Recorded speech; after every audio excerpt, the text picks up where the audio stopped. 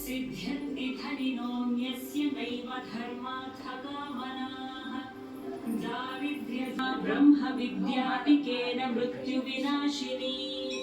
सर्वासां सारभूतैका विद्यानां केन कीर्तिता प्रत्यक्षसिद्धिदा ब्रह्मन्ता मा चक्ष्वदयानिधे सनत्कुमार उवाच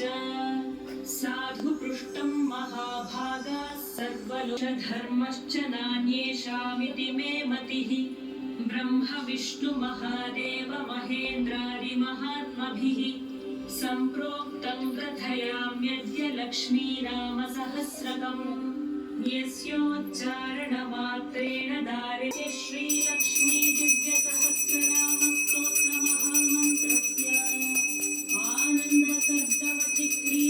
आनन्दकर्दवचिक्रीतेन्द्रियसुतादयो महात्मानो महर्षयः अनुष्टुप्छन्दः विष्णुमाया शक्तिः श्रीमहालक्ष्मी प्रसादद्वारा सर्वेष्टार्थसिद्ध्यर्थे जपे विनियोगः अधध्यानम् महस्रां वन्दे पद्मामहर्निशम् पूर्णे युवदनां दिव्यरत्नाभरणभूषिताम्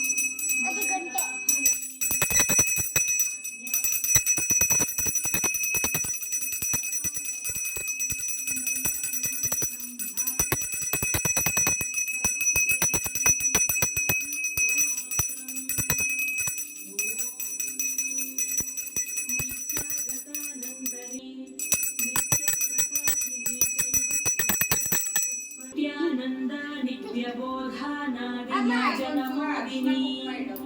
काली करालवक्त्रा